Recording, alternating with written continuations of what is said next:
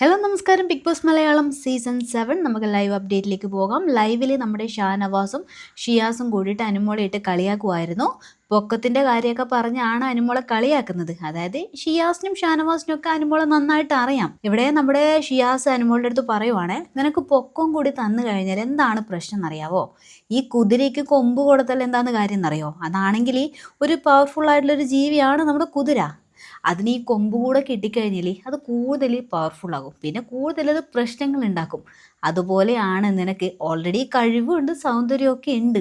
ഇനി പൊക്കവും കൂടി തന്നു കഴിഞ്ഞാൽ നീ ഈ ബിഗ് ബോസ് വീടിനെടുത്തിട്ട് മറച്ചു വയ്ക്കും എന്നൊക്കെ പറഞ്ഞാണ് നമ്മുടെ അനുമോളെ കളിയാക്കുന്നത്. നീ പറഞ്ഞതിൻ്റെ പേരിൽ നീ ഇപ്പോൾ പോയിരുന്ന് കരയോ എന്നൊക്കെ ചോദിച്ചിട്ടൊക്കെ കളിയാക്കുന്നുണ്ട്. അപ്പോഴും നമ്മുടെ അനീഷ് അവിടത്തേക്ക് വരുന്നുണ്ട്. അനീഷ് ഇവരുടെ കൂടെ നല്ല ഫണ്ണായിട്ട് നിൽക്കുവാണ് കേട്ടോ. അനുവിനെയൊക്കെ ഇങ്ങ് ചേർത്ത് പിടിച്ചൊരു ഫ്രണ്ടായിട്ടൊക്കെ കണ്ടുകൊണ്ടാണ് നിൽക്കുന്നത്. എന്തോ നന്ന ജോളിയായിട്ട് നമ്മുടെ അനീഷ് ഇവരുടെ അടുത്ത് നിൽക്കുന്നുണ്ട്. ഇതിനു മുൻപൊന്നും അനീഷിനെ ഇങ്ങനെ കണ്ടിട്ടില്ല കേട്ടോ. എനിക്ക് തോന്നുന്നു അനീഷ് എല്ലാവരുടെ അടുത്ത് നമ്മൾ ആ ഒരു ഇൻട്രാക്ഷൻ കൂടിയിരിക്കുവാണെന്ന്. ശരിക്കും അനീഷിൻ്റെ ഗെയിമിൻ്റെ അടുത്ത തലത്തിലേക്ക് പോയിരിക്കുവാണെന്നാണ് തോന്നുന്നത്.